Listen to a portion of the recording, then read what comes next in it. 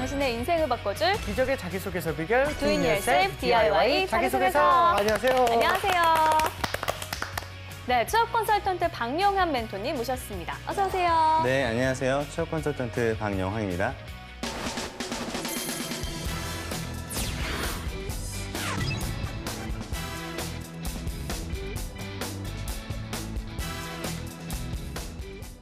네, 오늘 자기소개서의 주인공은 어떤 분일까요? 오늘의 주인공, 너를 보여줘.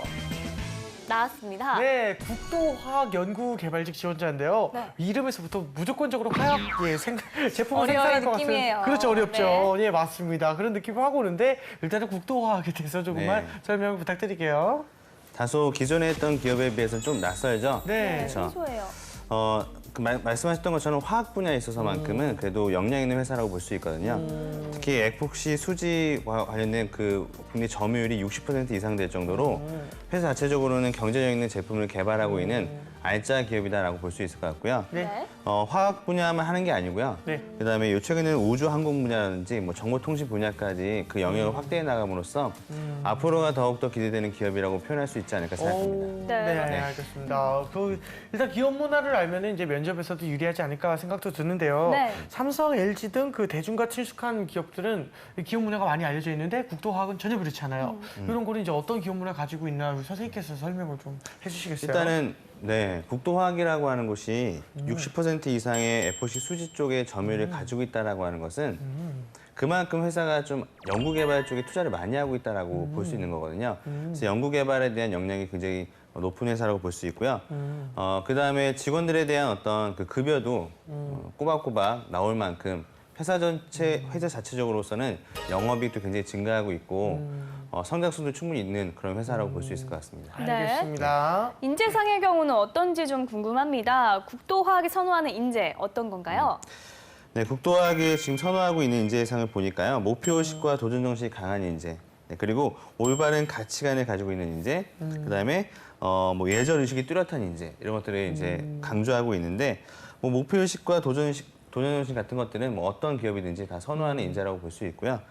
올바른 가치관이라고 할 때 회사에서 요구하는 올바른 가치관이라고 하는 거는 나보다는 회사를 먼저 우선적으로 생각해서 회사를 위해서 좀 더 헌신할 수 있는 그런 마인드와 가치관이라고 볼 수 있을 것 같습니다. 네, 알겠습니다. 오늘 주인공이 지원하는 분야가 이제 연구개발직이잖아요. 근데 어떤 그런 자질을 갖춰야 할지 선생님께서 설명해 주세요. 아까 말씀하셨던 것처럼 화학 전문 제품들을 만드는 회사이기 때문에 네. 일단 화학공학과 출신이거나 뭐 고분자 공학을 전공했거나 아니면은 뭐 재료공학 쪽을 전공한 친구들이 우대가 되는 편이고요. 네. 석사 이상만 연구개발 쪽으로 지원할 수 있기 때문에 석사 이상의 어떤 연구 경력이 필요하고 그다음에 분야도 여기서 뽑을 때 그냥 화학공학을 했다고 해서 뽑아주는 게 아니라 자기네들이 이렇게 만드는 제품과 연관된 그 관련된 연구 경력이 있어야만 좀 더 우대되는 면이 많이 있거든요. 그래서 그런 분들을 만약 국도화학에 입사를 희망하시는 친구들은 국도화학에서 하고 있는 어떤 디스플레이라든지 도료 쪽이라든지 이런 관련된 분야에서 연구를 좀 해보시는 게 도움이 될 수 있을 거라고 생각합니다. 네. 알겠습니다. 자, 그렇다면 오늘의 주인공이 관련 직무에 얼마나 적합한 인재인지 프로필부터 살펴보도록 하겠습니다. 네. 남성분이시고요. 취미와 특기가 탁구, 교육, 봉사라고 합니다. 네. 오, 좋은 특기네요. 그렇죠. 전공은 고분자 공학과, 야, 학점은 우리나라에는 고분자 공학과밖에 없는 것 같아요. 네, 저희가 집중적으로 다루나 그렇죠. 봐요. 네. 학점은 3.7점이고요. 졸업 예정이라고 하네요. 네. 자격증은 식스 시그마 GB 그리고 지식 재산 능력 시험 상급 그리고 컴활 2급, 워드 프로세서 1급을 가지고 있습니다. 네, 대내외 활동이 참 많네요. 굉장하네요. 나노코리아 서포터즈, 그리고 나노스템 과학 멘토, KB 폴라리스, 교비 어학연수, 아시아 태평양 청년 교류 프로그램, 그리고 해외 학술 탐방, 그리고 키즈 디스플레이 스쿨, 그리고 중앙 학술 동아리까지 다양한 대내외 활동이 있습니다. 굉장하네요, 진짜. 네, 경력도 있어요. 주식회사 셀트리온에서 일을 했고요. 또 나노융합 산업연구조합에서도 일주일간 일을 했다고 합니다. 네, 이 대내 활동과 자격증이 굉장히 다양하고 많습니다. 눈에 네. 확 띄는 부분인 것 같아요. 네, 이 국도화학 연구개발직 신입 지원자의 경우 석사 이상이어야 한다는 것으로 알고 있습니다. 네. 그런데 프로필만 봐서는 석사 학위가 있는지 알 수가 없네요. 어떻게 보시나요? 네. 뭐 이 친구가 그걸 모르고 지원했을 것 같지는 않을 것 같고요. 네. 만약에 이제 지원했다라고 한다면 석사의 가능성이 높을 것 같아요. 근데 지금 현재로서 제가 채용 공고를 살펴봤는데 네. 석사만 지금 지원은 가능한 것이 연구개발 쪽이기 때문에 네. 우리가 석사로서 좀 생각을 해보면서 피드백을 주는 게 맞다고 생각하고 이 있습니다. 친구가 이 고분자 공학 네. 그리고 2018년 졸업 예정 이거 자체가 석사가 아니란 뜻인가요? 고분자 공학 2018년 석사로서 2018년도에 졸업한다고도 볼 수 있는 거고요. 네, 근데 이제 석사만 지원이 가능한 상황이기 때문에 만약 이 네. 친구가 그걸 알고 지원했다면 뭐 석사가 맞지 않을까라고 생각하고 그렇죠. 네, 피드백을 하는 게 맞을 거라고 생각합니다. 알겠습니다. 이 사실 네. 기간이 짧긴 하지만 경력이 있고 그리고 대내 활동이나 경력이 화학 기업과 어울리는지는 좀 의문이긴 한데 굉장히 많기는 해요, 사실은. 네. 근데 이런 지원자의 프로필을 보고 우리 멘토님은 어떤 점이 좀 눈에 띄셨나요? 일단은 뭐 연구개발자로서 필요한 게 연구개발에 대한 지식만 필요한 게 아니라 연구개발자로서의 자질과 태도도 필요하니까요. 네. 뭐 그런 면에서 뭐 해외 학술 탐방이라든지 아시아 태평양 청년 교류처럼 국내에서 했던 경험뿐만 아니라 해외에서 했던 경험도 다양하다는 점은 충분히 이 지원자한테 매력적인 부분이라고 생각을 하고요. 그다음에 보니까 IPAT라고 해서 뭐 지식재산 능력 시험도 봤었네요. 이런 것들은 약간 특허 관련된 분야거든요. 그래서 어떤 연구 개발에 있어서 특허 관련된 분야에 대한 지식도 가지고 있다라고 하는 점은 좀 더 좋은 어떤 장점으로 적용되지 않을까 이렇게 생각합니다. 네. 네. 자, 그러면 지원자가 쓴 자기소개서 보면서 지원 분야에 적합한 인재인지 확인해 보도록 하겠습니다.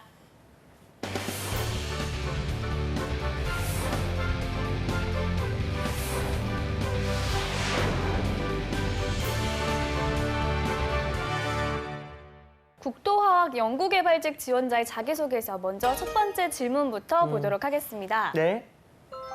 성장 과정 및 장단점. 일단 성장 과정과 장단점 묻고 있습니다. 어떤 네. 내용을 쓸지 이제 소제목부터 한번 살펴볼게요. 네. 자, 첫 번째, 익숙지 못한 환경에서 더욱 빛난 친화력과 아이디어. 두 번째, 과한 이해심. 세 번째는 맡은 일에 대한 책임감. 각각의 항목에 대한 세 가지 소제목을 적었는데요. 네. 어떻게 보시나요?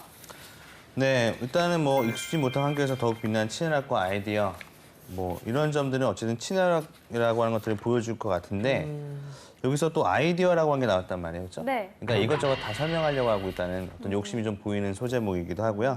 뭐 과한 이해심, 뭐 맡은 일에 대한 책임감 이런 것들은 충분히 뭐 이런 키워드로 잘 어필된 부분이 아닐까 생각합니다. 네, 알겠습니다. 자, 그럼 어떤 내용을 담고 있는지 제가 한번 읽어보도록 하겠습니다. 익숙지 못한 환경에서 더욱 빛난 친화력과 아이디어. 아시아 태평양 청년교류 프로그램은 낯선 사람들과 하나의 팀으로서 공동의 프로젝트를 기획하고 발표하는 능력을 함양하는 방법을 갖출 좋은 기회였습니다. 따라서 제가 국토화학의 일원으로서 연구개발을 하게 된다면 두 가지는 꼭 약속드릴 수 있습니다. 첫 번째로 다양한 팀원들과 함께 모였을 때 친화력과 포용력으로 훌륭한 팀워크를 발휘하여 공동의 문제 해결에 적극적으로 임하겠습니다. 두 번째로 낯설거나 어려운 혁신의 기회 앞에서 주저하지 않고 가장 먼저 도전하겠습니다. 아시아 태평양 청년교류 프로그램은 UN 해비타트와 아시아 개발은행이 주관하는 청년 정책 제안 프로그램입니다. 국제개발에 관련한 내용이 주요 안건이라 부담되는 부분도 있었지만 공대생으로서 흔치 않은 기회라는 생각에 참여하게 되었습니다. 이전에 다녀왔던 필리핀 교비 어학연수 이후로 안정적이고 친숙한 삶의 방식을 추구하기보다는 역동적인 행동을 해야겠다는 생각을 가지게 되었습니다. 접하지 못했던 활동을 하는 것이 다른 사람들과 차별된 경험을 해볼 수 있고 균형 있는 관점을 갖게 됨으로써 삶을 더욱 풍성하게 해준다고 생각했기 때문입니다. 하지만 공대생으로서 국제개발과 관련된 프로그램에 참여하는 것이 드문 경우였기 때문에 팀을 구성하기가 쉽지 않았습니다. 따라서 개인 지원을 하게 되었고 5명의 여화국들과 팀을 이루게 되었습니다. 하지만 특유의 친화력으로 전혀 위화감 없이 한 팀을 이루게 되었습니다. 또한 제가 유일한 공대생이었기 때문에 기술 관련 조사나 아이디어를 많이 내기도 하였습니다. 특히 저희 팀은 젠더 이퀄리티의 주제를 가지고 프로젝트를 진행했는데 마닐라 산타로사 지역을 비롯한 현지에서 종교, 문화적인 이유로 성교육을 등한시하여 낙태, 피임, 성폭력 문제 등이 빈번히 발생하고 있다는 사실을 알게 되었습니다. 이러한 이유로 저는 관공서 및 학교에서 와이파이를 접속할 때 성교육 만화 또는 영상 등을 자동으로 실행되게 하거나 와이파이 비밀번호를 성 관련 상담을 위한 긴급 전화번호로 설정하여 성교육에 좀 더 쉽고 자연스럽게 노출되는 프로젝트를 제안하였고 정책 프레젠테이션에서 좋은 반응을 얻어낼 수 있었습니다. 과한 이해심, 발표와 토론 세미나를 하는 학술 동아리의 회장이었습니다. 모든 임원이 4학년이고 취업 등의 일정으로 바빴기 때문에 동아리의 성패가 달린 민감한 업무들은 임원들의 직책에 상관없이 제가 도맡았습니다. 그래서 5명의 임원에게 업무 분담을 제대로 시키지 못했고 세미나 준비 과정이 어수선해졌습니다. 때문에 전반적인 업무 내용을 모두 숙지한 후에는 임원들에게 적절히 업무들을 분배하였고 역동적인 동아리 분위기를 이끌어낼 수 있었습니다. 맡은 일에 대한 책임감. 저의 가장 큰 장점은 책임감입니다. 먼저 대학생 활 동안 나노융합과학교육봉사단과 경제금융교육봉사단에 소속되어 있었습니다. 두 교육봉사 모두 교육이기에 앞서 일정 기간의 교육과정을 수료해야 했습니다.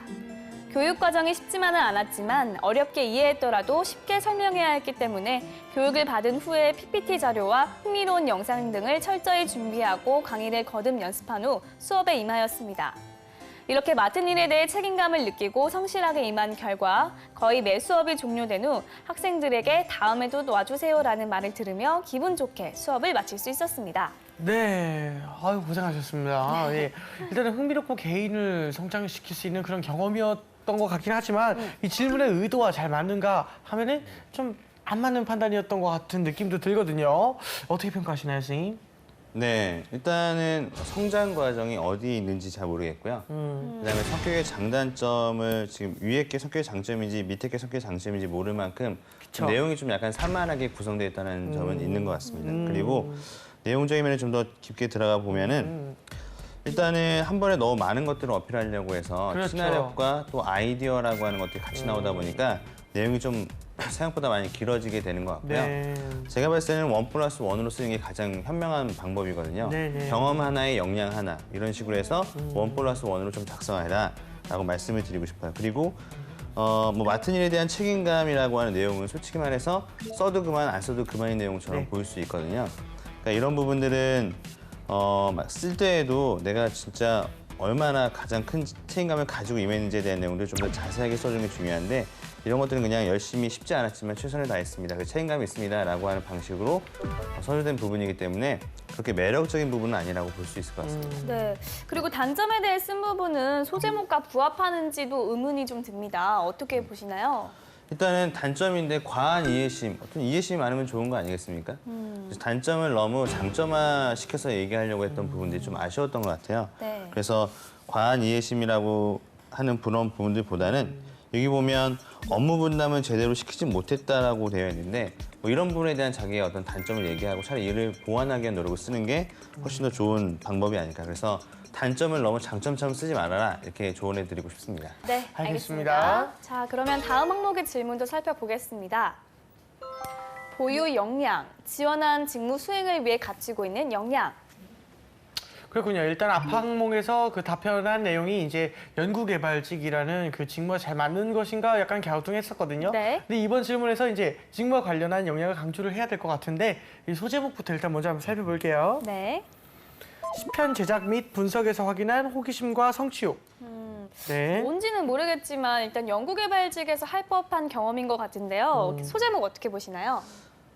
일단은 뭐 연구개발 측에서 뭐 시편이라든지 그다음에 분석 관련된 업무들을 이제 진행하는 것도 맞고요. 네. 그다음에 이제 호기심과 성취욕이라고 하는 것들은 이제 연구개발에 필요한 태도적인 부분의 하나죠.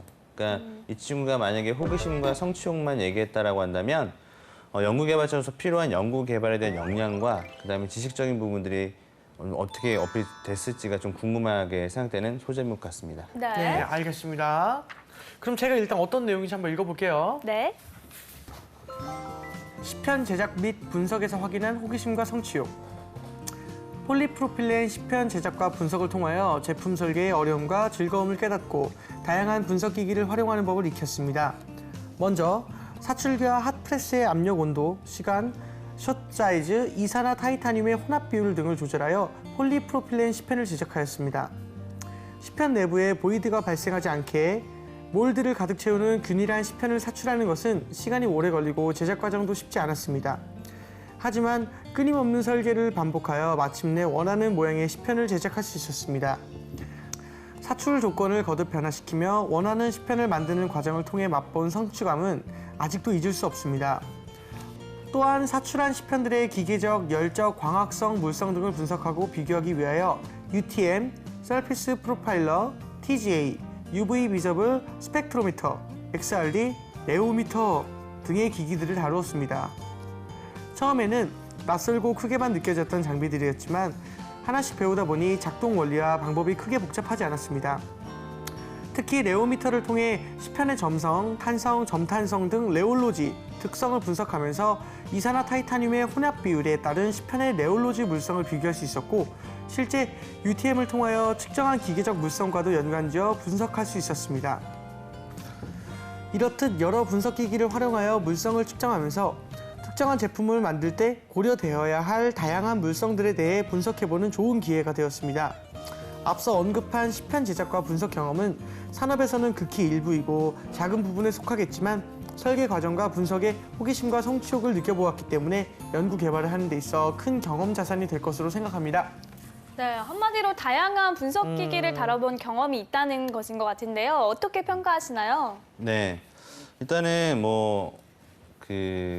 연구개발자로서 분석기기를 잘 다룰 수 있는 역량은 매우 중요하거든요. 네. 그렇죠? 그래서 그런 역량을 잘 어필할 수 있는 부분이었다고 생각하는데 실제로 자신이 쓰면서 뭔가 그 부분에 대해서 자신감이 좀 없었던 것 같아요. 네. 왜냐하면 끝에 보면은 시편 제작 분석과 분석 경험은 산업에서 극히 일부이고 아주 작은 부분에 속하겠지만이라고 하는 이런 표현들.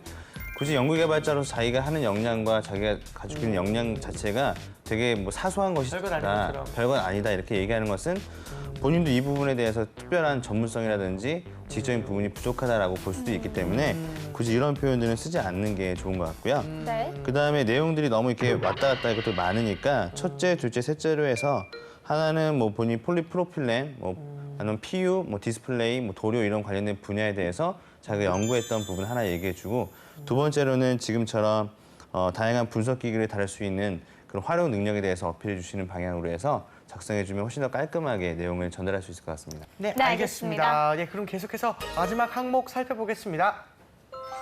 비전, 30년 후 나의 모습과 이를 실현하기 위한 계획. 예. 네, 앞으로의 비전을 묻고 있는데요. 우선 소제목부터 보도록 할게요. 네. 세상을 아름답게 하는 적정 기술 전도사. 화학 소재와 아름다움, 다소 이질적인 느낌이 좀 들거든요. 네. 소제목 어떻게 보시나요? 네. 공대생들이 많이 얘기하는 게 적정 기술에 대한 부분이거든요. 예. 근데 과연 이 부분이 지금 국토화학에서 진행하고 있는 부분이냐인지 아닌지가 좀 중요한 요소일 네. 것 같아요. 그래서 회사에서 이런 걸 안 하고 있는데 내가 하고 있다라고 얘기하게 되면 이게 언밸런스한 내용이 될 수 있기 때문에 네. 그런 부분을 좀 포커스로 해서 보여야 될 것 같습니다. 알겠습니다. 그럼 자세한 내용을 한번 제가 읽어보겠습니다. 네. 세상을 아름답게 하는 적정 기술 전도사. 필리핀 해외 봉사활동과 아시아 태평양 청년 교류 프로그램을 통해 유엔의 지속 가능 발전 목표에 대해 접하게 되었고 세상 곳곳의 빈곤, 기아, 환경, 교육 문제 등으로 목숨을 잃는 사람들이 많이 있음을 알게 되었습니다. 그래서 미래에는 최적의 자본으로 현지에서 유지 및 보수가 가능한 적정 기술을 보급하는 적정 기술 전도사가 되겠다고 다짐했습니다. 그들이 스스로 제작 가능할 정도로 단순하지만 획기적으로 삶을 이롭게 함으로써 좀 더 아름다운 세상을 만드는 데 도움이 되고 싶었기 때문입니다. 현재 우리는 AI, IoT, 5G, 이동통신 기술 등을 언급하며 4차 산업혁명을 준비하고 있습니다. 반면에 세계적으로는 비교적 단순한 기술인 정수 기술의 혜택조차 받지 못하고 썩은 물을 마셔 죽는 사람들이 무수히 많습니다.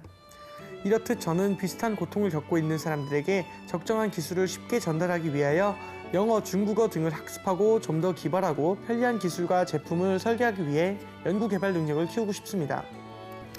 그래서 30년 후에는 세계 곳곳을 누비며 단순히 인류의 기술적 향상뿐만 아니라 인류의 향상에 더 기여할 수 있는 적정 기술 전도사의 역할을 하고 싶습니다.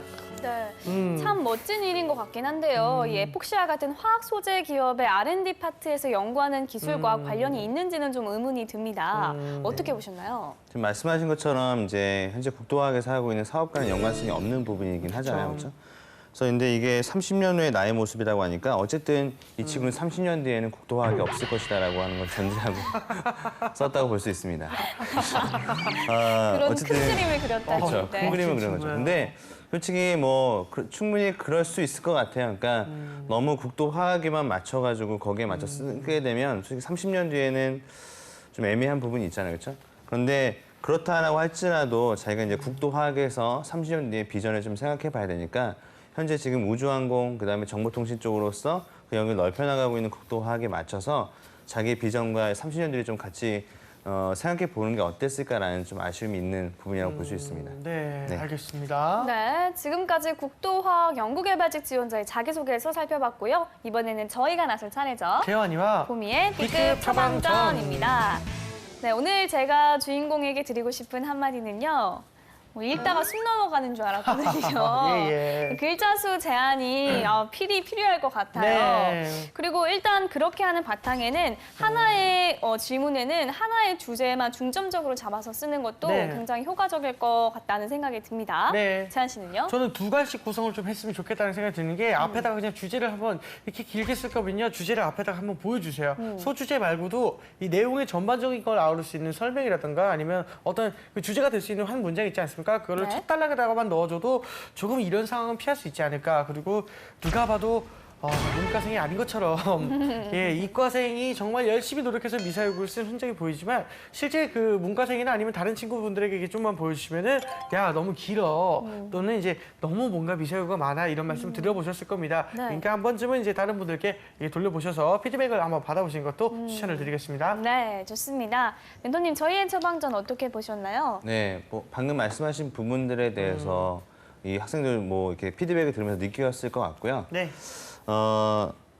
본인의 어떤 전공적인 부분을 좀 많이 어필해야 되고 뭔가 연구개발 측은 내가 이 연구에 대해서 얼마나 비전이 있고 목표가 있다는 걸 보여줘야 되는데 네. 그런 부분이 좀 다소 적게 나왔던 부분들이 좀 아쉬운 부분이 아닐까 생각합니다. 그래서 연구개발 측에 맞게끔 내가 국토화학에 입사해서 어떤 연구를 진행하고 싶은지에 대한 구체적인 목표 또 그와 관련해서 어떠한 준비와 노력을 해야 하는지를 좀 더 준비하셔가지고 어필하시면 더 좋은 자기소개서가 될 수 있을 거라고 생각합니다. 알겠습니다. 네, 알겠습니다. 네. 자, 이렇게 해서 멘토의 특급 처방전과 MC들의 지극히 주관적인 처방전까지 전해드렸습니다.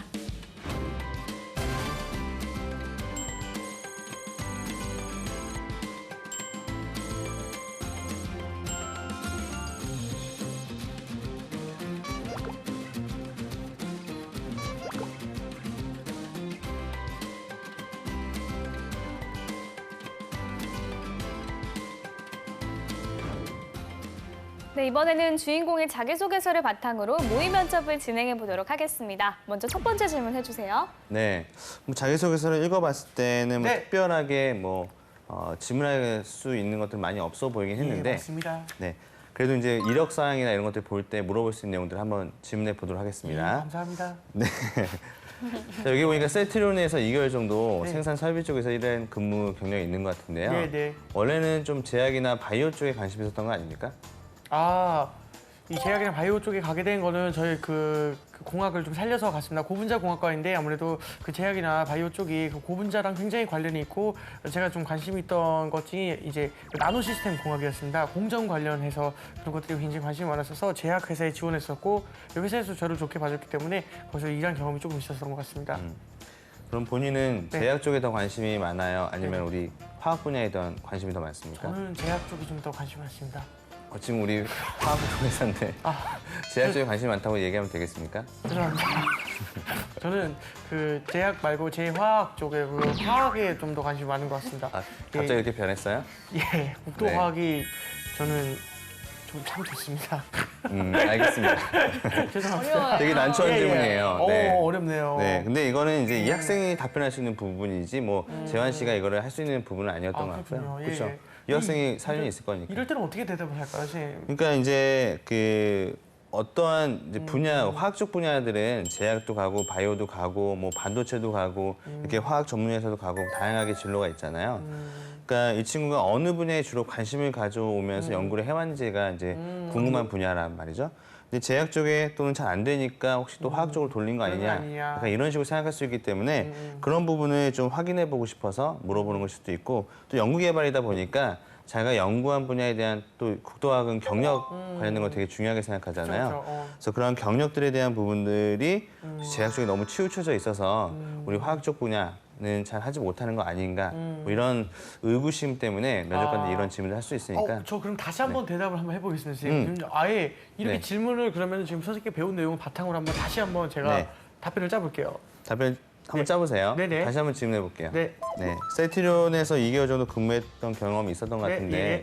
원래 우리 그 뭐 화학 쪽 전문 분야보다는 네. 제약이나 바이오 쪽에 좀 관심을 가지고 있었던 거 아닙니까? 아닙니다. 왜냐면은 선생님이 이제 배운 대로 얘기 말씀드리면은 그 연구개발직이라는 거에 가장 관련 있는 직업 중에 하나가 이제 제약군이 아닐까 싶습니다. R&D 직군으로서 이제 데이터가 가장 많아야 되는 그런 직군이 제약회사이기 때문에 거기서 그렇게 그 자료를 수집하고 모으고 그것을 발전시켜서 여러 가지 형태로 이렇게 만들어내는 그런 업무 능력을 배우고 나서 화학직에 이제 지원을 해야 한다고 생각을 했기 때문에 미리 가서 좀 배워왔습니다. 네, 만족스럽지 않고요. 알겠습니다. 예, 예. 어쨌든 잘 하셨어요. 결혼 축하합니다. 네, 예. 감사합니다. 마무리는 훈훈하게. 갑작스럽게. 좋아요. 자, 일단은 이 친구가 그래도 생산 설비 지원 쪽으로 일을 했거든요. 네. 제가 볼 때 이거를 좀 살리려면 설비 지원에서의 업무 경험이 결국 연구 개발할 때는 설비에 대한 이해, 그다음에 뭐 생산 과정에 대한 이해도 있어야만 연구 개발 네. 업무 잘 할 수 있으니까 네. 셀트리온에서는 그런 것도 좀 배웠다라고 얘기하시고 그런 식으로. 셀트리온에서 배웠던 것들이 어떻게 연구 개발에 적용될 수 있는지를 찾아가지고 얘기하면 되는 부분이라고 생각합니다. 알겠습니다, 선생님. 네, 알겠습니다. 고생하셨어요. 자, 이렇게 해서 모의 면접 진행해봤고요. 이번엔 지원자가 보낸 궁금증 확인해 보도록 하겠습니다. 네. 취업에서 인턴 경험 혹은 실습 경험은 반드시 필요한가요? 연구개발직 경우에는 이제 다소 특수한 경우가 아닐까 생각이 드는데요. 어떤가요?